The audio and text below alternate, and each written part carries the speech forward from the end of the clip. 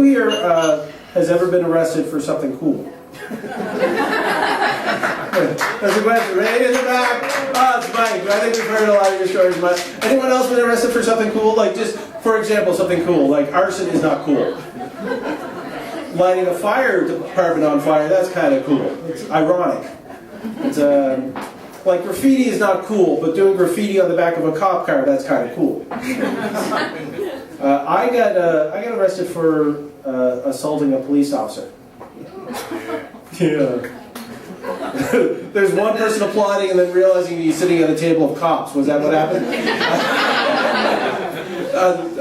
Don't tell me it was you, guy, because that would be like worst stereotype of all time. Was that you that applauded? No, it wasn't you. Okay. All right. I'll tell you the story. I was working at like a little hotel/no-tel in the middle of Dartmouth. Yeah, it was on Windmill Road, just outside, like in a little industrial area. Like this was a sketchy little no-tel, and I worked the graveyard shift. I was the only person on duty, and I was a bit of a jerk. I came in late for work, and as I came in late, the other person just took off. I had no idea what had been going on the entire day. I just know that the phone was ringing. So I pick up the phone. Hello, front desk. Yeah, can you deliver some booze to my room? Sorry, sir, there's no room service in this hotel. No booze to deliver. Click. Ring, ring, ring. Okay, 223. Pick it up. Yeah, can you let me into the bar? Well, sir, there's no booze in the hotel, thus there's no bar in the hotel. Sorry, your luck. Click. 223. Just pick it up again. Can you get me a hooker? I'm sorry, sir, that's not a service I provide. Click. And it just kept on going. 223, pick up, hang up. 223, pick up, hang up. Because I didn't want to talk to him. I wanted to just do my job. 223, pick up, hang up. 223, pick up, hang up. Now, to tell you a little bit about this like no-tell place, this was actually owned by a guy, I don't know if you know who he is, but he lives in a nice mansion in Lebanon because he has a disagreement with the government of Canada about what's taxable. But one of the things that he did that I think is kind of cool was he would sponsor immigrants coming into Canada as long as they used his immigration lawyer, his immigration help, and stayed at his hotel while it was all being done. And so we had a lot of long-term stays at this hotel, and I'm just going 223, pick up, hang up, 223, pick up, hang up, 223, pick up, hang up, 221, hello. Hello, front desk. Yes, a fist has just come through my wall. Dr. Patel had been staying at the hotel with his wife and 3 kids in a room with 2 beds. And they'd been there for several months. And that was like, a fist had just come through my wall. Don't worry, Dr. Patel, I'll be up to deal with this problem right away. And I guess I had, at one point, a bit of anger issues. Not so good thing to admit, I suppose. So I called the hotel across the street, which, sorry, I don't know. I have no idea why I expect you to know dodgy hotels. I really don't. Tell that to everybody. That's rude. So I called them because I knew they had 2 people. So I asked them if they could send one person over, and I could, go up to deal with this, and if they could call the cops. So I just left the front desk. The entire hotel is empty for staff except for me, and I'm running up. Well, okay. Let's face it, I was 260 pounds, so I was rolling over to the elevator and going up.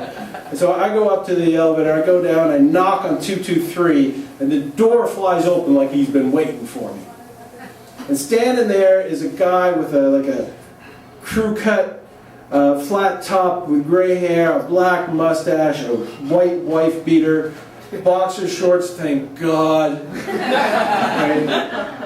Gyprock dust from almost to his elbow to his fist, and 1 black sock.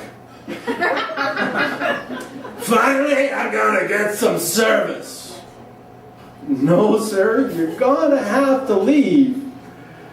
And I don't know if anyone's ever been in a situation like a car accident or something as bad happened and it seems like time slows down. I think it's your brain way of going, you've just done something really stupid and this is going to hurt and I want you to remember it. Because that's what was happening for me right at that point, because he just pulled back. His fist went back and he started swinging around. And I'm looking at this coming and I'm going, oh, right, brain, you're right, this is gone. Right. Thank God this guy was so inebriated. When his fist came around, he actually smacked into the door frame. And that knocked his drunk ass over, so he hit the wall, denting the gyprock some more, and collapsing to the ground, out cold. I looked down and I said, buddy, you've been annoying me all night. So I gingerly step over him.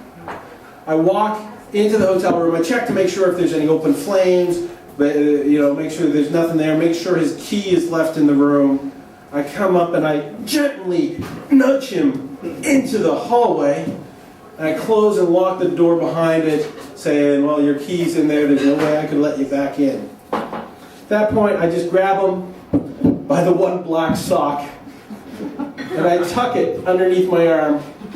And I start walking down the hallway. And that's when I hear the sound. The hotel door opening, but the chain rattling and coming tight. And I look over at 221. I see Dr. Patel's left eye. And then I see two eyes of his children looking below him at me as I'm dragging the one black sock. And I say, oh, don't worry, Dr. Patel. I'll be up with a new key for a new room right away. And Dr. Patel looks at me, and he looks at the body. Oh no, that is fine. So I walk this guy down the hallway, not realizing at this point that the wife beater is dragging further and further up his body. Basically, his back became a carpet burn that any 1950s teenager would have been envious of. And I get him into the elevator, I roll him gently in, and not realizing that we're now leaving a little bit of a smear on the marble in the elevator. When we get to the bottom floor, the door opens, and my friend from across the street is there. He looks at me, and he looks at the body. He says, you want help moving the coach? Because this was the type of hotel that it's okay to see like blood stains in the elevator, but if there's an actual body in the lobby, that might be a little too dodgy. So we move the coach and we put the guy in behind it, we move the coach back, and this is when the cops show up. Because if you remember, this is a story about assaulting a police officer.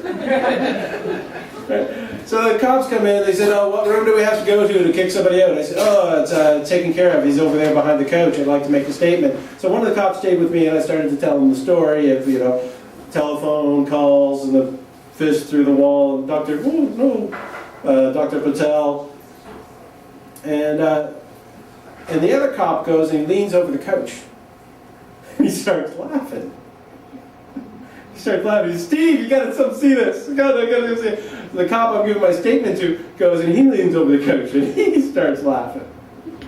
Because apparently the guy who took a swing at me, the guy who knocked himself out, the guy I dragged along the carpet, the guy with the one black sock was a cop.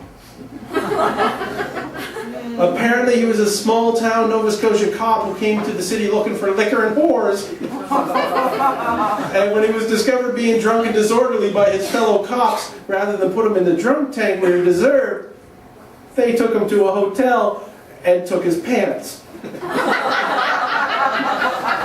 And I had to deal with that. Ladies and gentlemen, my name is Paul Ash. I hope you enjoyed the show.